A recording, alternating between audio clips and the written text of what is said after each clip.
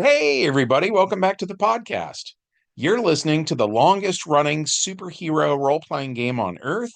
I'm your host, the Game Master, and in this one, we're going to be talking about the Fantastic Four, the Fantastic Force, which was a sequel, basically, that Marvel put out to the classic Fantastic Four, um, Doctor Doom, Black Panther, Claw. There's a lot going on in this one actually. Before we jump into it though, make sure you smash that like button, leave us a comment, and check to see if you're still subscribed because YouTube loves to unsubscribe people without telling them. So all that said, let's dive in. The prologue to this one, actually, you know what? I'm going to kind of break from the usual format. I'm going to do this one a little more kind of off the top of my head, a little more free form. But there is a prologue, and that is that in the 90s, Marvel was getting more and more extreme. So we had stories like with with the Sue Richards character. She became a character called Malice for a little while, which she was wearing kind of a latex skimpy outfit with spikes on it and stuff like that. You know what I mean? She was very, very different than where the character had started out.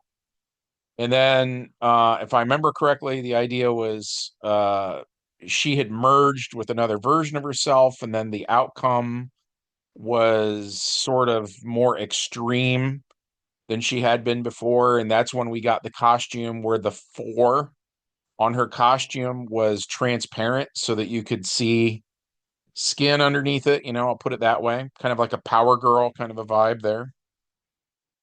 Um, everybody was undergoing these changes though, right? Because Marvel thought, as I understand it, Marvel thought that the classic Fantastic Four was boring and that, the 90s readers no longer cared and that sort of thing. And so as they went through characters in different years doing different things with them, like for instance, Ben Grimm went into space and got bombarded by cosmic rays again and had kind of a double mutation then where he became the spiky thing and he was covered in spikes for a while. They were doing stuff like that, right? They were trying to kind of amp up everything. And the thing is, I don't think they felt like they could do anything to Reed Richards to kind of exaggerate him. You know what I mean? Like I think that they thought Reed Richards at the time was kind of unusable. And mind you, that's not my sentiment, right? And I've never actually seen this said anywhere. This is just sort of a guesstimate on my part, but it's certainly how it seemed to me. So what they decided to do was kill him off.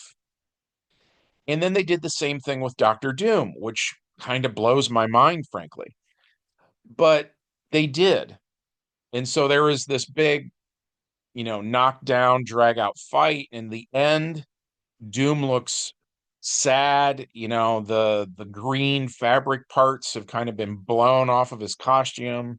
The metal armored parts are kind of smoking and damaged and stuff like that. And it really is the end of Doctor Doom for real.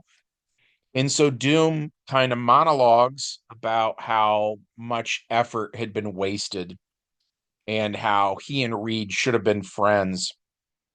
And instead, look at how much of their life they spent fighting and so on and so forth.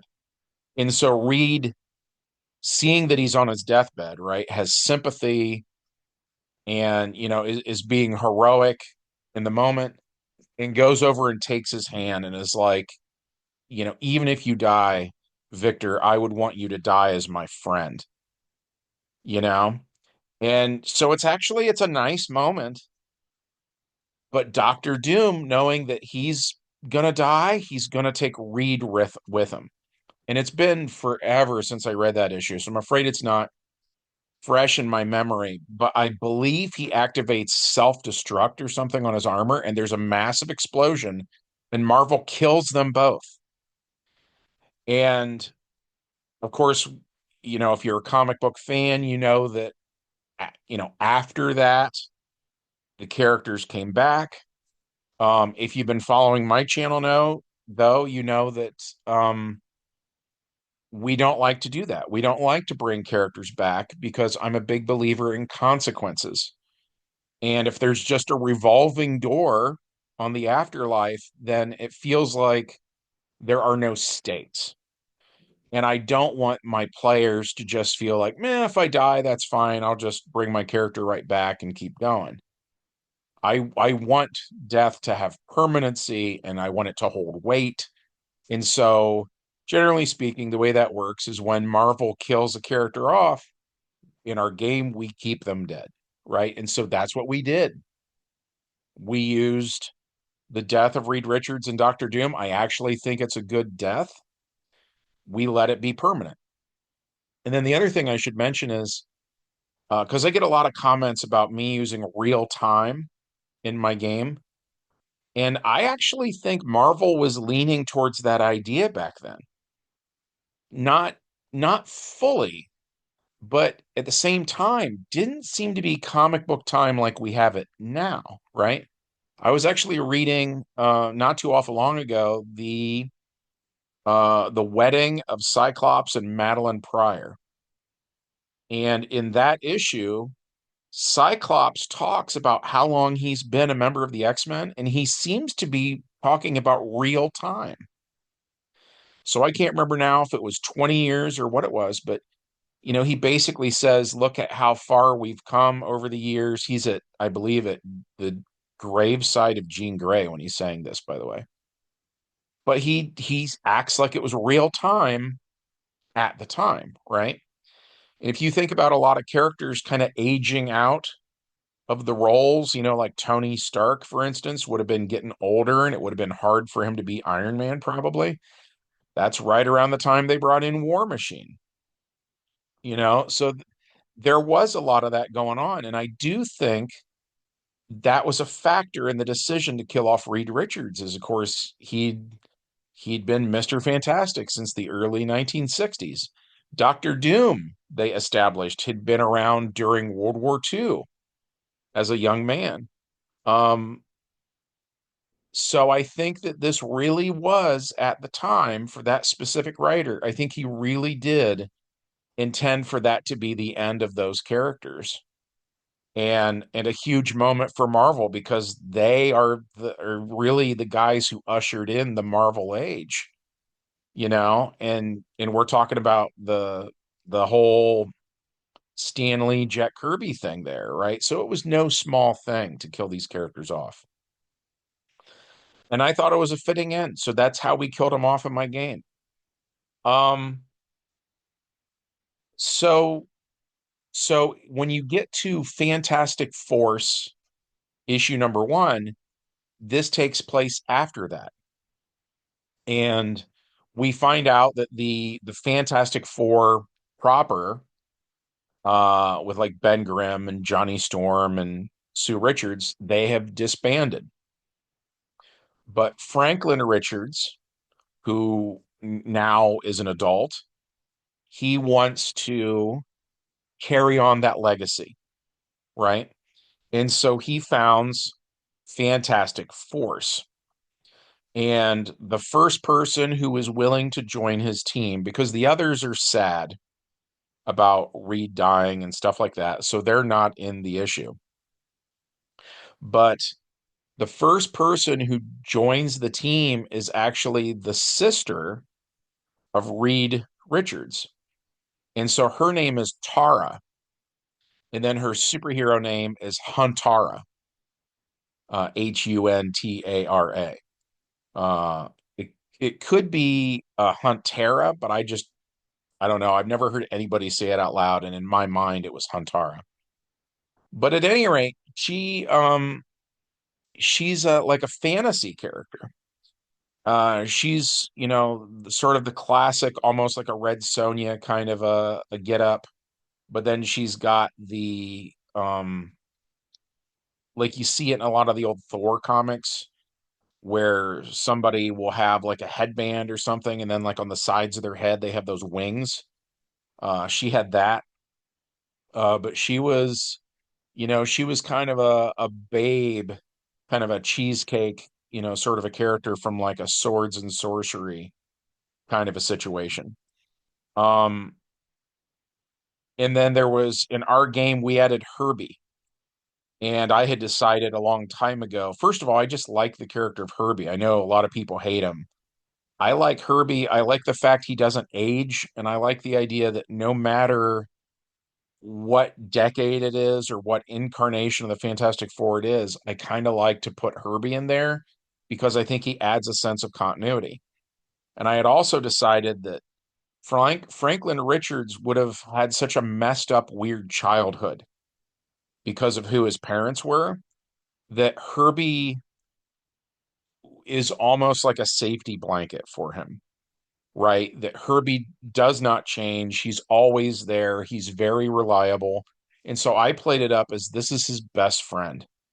And around the time Franklin was born was right around the time Herbie was made.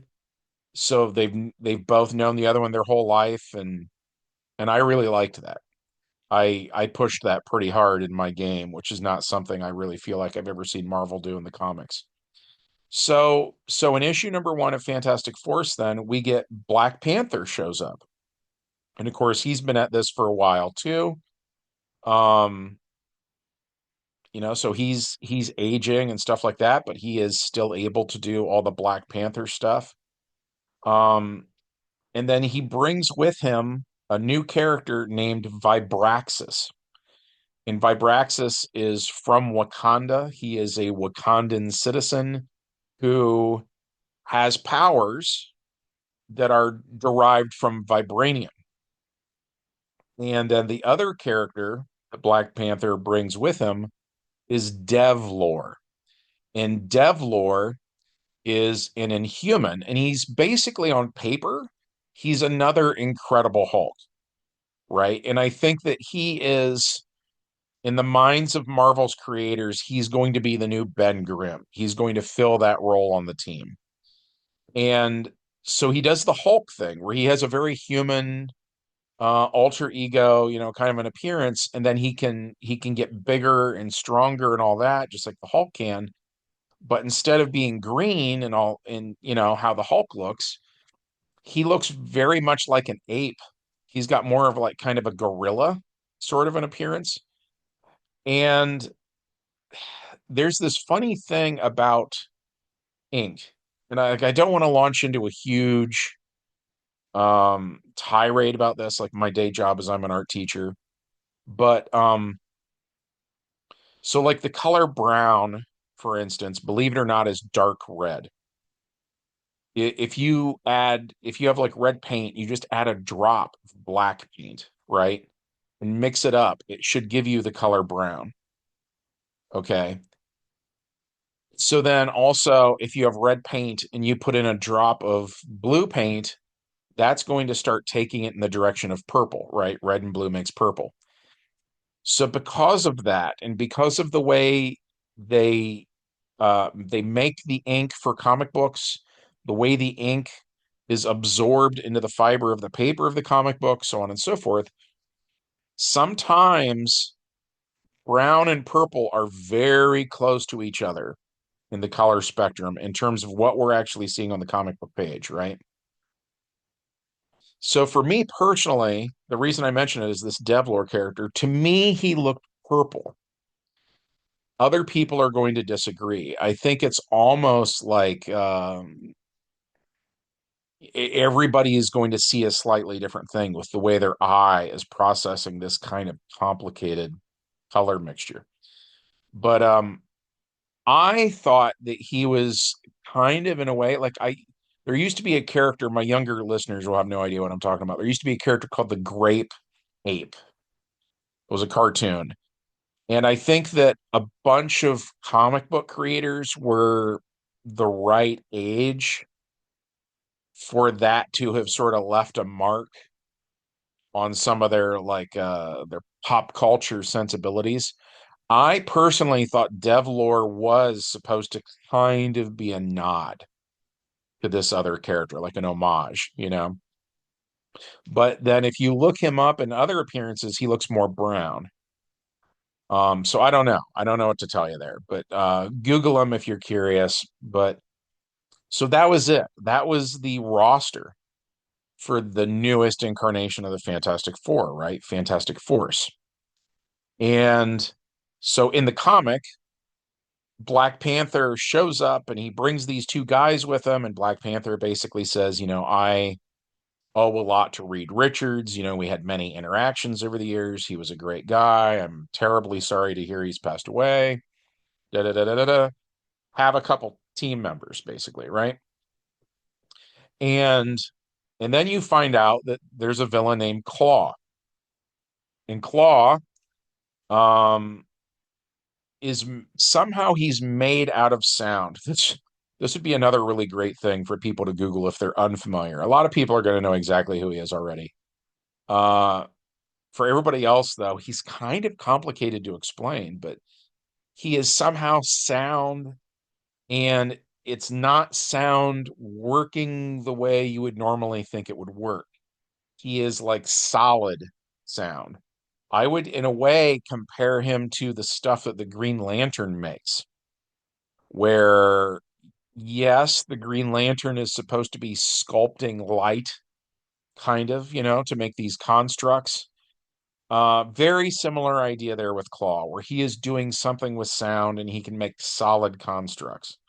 And there's some really wacky stuff that happens with this character. Like if you cut his arm off, his arm seems to be fine and can just, if he puts it back up against the stump, he can just get it to reattach again.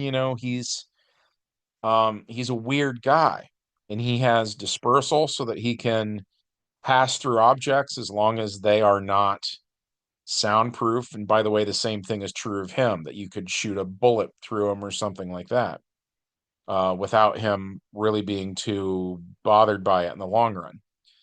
Um, so he's got a lot going on. Claw is a deceivingly powerful character. You would maybe not think he is, but he really is. And one of the things that he had done was he killed the old Black Panther, the former king of Wakanda, right? And so when he shows up in the comic, um, the guy with the vibranium powers, Vibraxis, he is immediately furious. He knows exactly who Claw is. He knows what Claw's done, and they fight. And of course, the heroes win. And in the comic book version of things, the heroes have plot armor, right? Um, Unfortunately, we ran this game so long ago, I wasn't recording the games on tape yet. I was not writing down what everybody rolled or anything like that. But it was rough. And like I said before, I was new at being a GM. I kind of didn't know what I was doing. Um, I think I made Claw too tough, or I didn't make the heroes tough enough, or whatever. And I had met some new friends at college who had never played a role playing game before. So they were not experienced. They were not coming up with any sort of like genius tactics to deal with this guy. So honestly, it was a slaughter. The first thing that happened, which I thought was probably the biggest takeaway, is Claw had it out for Black Panther. He killed his dad. He wanted to kill the son, and he succeeded. He took him down into the negatives in terms of hit points, and Black Panther was suddenly dead. Vibraxis was mad, and you would think that we had sort of set up, like if you were watching a TV show, you go, "Oh, well, this is why Vibraxis wants revenge, and things are going to work out for Vibraxis." No, Vibraxis didn't die, but he was barely in the negatives. And then Claw couldn't finish him off because he had to deal with the other guys. The big gorilla looking dude, Devlore, he fought Vibraxis, and his fists and stuff were passing through him. harmlessly because of that dispersal power. And then Claw was just blasting him with Sonic Beam, you know, and he took him out. Huntara, who I love, um, she got nowhere with it, you know. She's just like another Red Sonja, basically. She can't withstand this sort of damage and stuff. Herbie was damaged, not destroyed, but offline, laying there in pieces, needing Franklin to rebuild him. So Franklin Richards was the last man standing, and I was running Franklin as an NPC, partially because we had seen Franklin do so much crazy stuff in the comics. I didn't want a player kind of running loose with all that power, you know what I mean? But from the player's point of view, they had sort of lost the encounter. They all get knocked out. A major character is dead. You know what I mean? So, as GM, honestly, I just kind of said Franklin wins. So that the epilogue to it is basically them waking up and finding that Claw has been defeated and Franklin has exiled him into the negative zone, which is another dimension where a villain named Annihilus is from. So we were using that kind of like how Superman uses the Phantom Zone. But at any rate, so then what happens next is they have to go tell Storm because Storm was married to Black Panther. So now Storm is a widow. So she's not happy about it. Um, and then the whole character arc for Vibraxis is then different. Before Vibraxis, to me, just seemed very angry. Like if you had to break a character down to the point where they represented a single emotion or something like that, Vibraxis was the angry one on the team. And now he was the sad one. He was ashamed. A lot of what we were doing with that character, we were ripping off Worf from Star Trek The Next Generation, where we said Vibraxis was very much about honor. And he allowed his king to be killed on his watch. He witnessed it, stuff like that, which, by the way, that we said Aurora was then the queen of Wakanda. She had kids with Black Panther. So, they're going to grow up and they're going to start following in their father's footsteps. And so we didn't destroy the legacy of the Black Panthers, um but for the moment there's no Black Panther. And Herbie gets rebuilt, and they have a funeral in Wakanda, and so again, my goal was I was going to try to follow the Fantastic Force comics. I was just going to do whatever they did, and right out of the gate, we just went off the rails, you know. But yeah, that was it for this one. I can't think of anything else that's really worth breaking down. I'll probably think of something later, and if I do, I'll throw it in the comments section. Which reminds me, as always, you know the drill. Leave us a comment. We love hearing from you guys. We've got an awesome community here, and no matter what you guys have to say in the comments, I always enjoy reading it. Make sure you hit that like button and make sure you're subscribed. YouTube loves to unsubscribe people. I think I mentioned that earlier. It's true. All the time I get comments from people saying that they were unsubscribed, or they missed 20 or 30 videos that I made and they didn't even notice that they had been unsubscribed. So yeah, make sure you do that. And that's it for me for today. From all of us here associated with the longest running superhero role-playing game on Earth, we hope you guys have a good one, and we'll see you in the next adventure. Bye.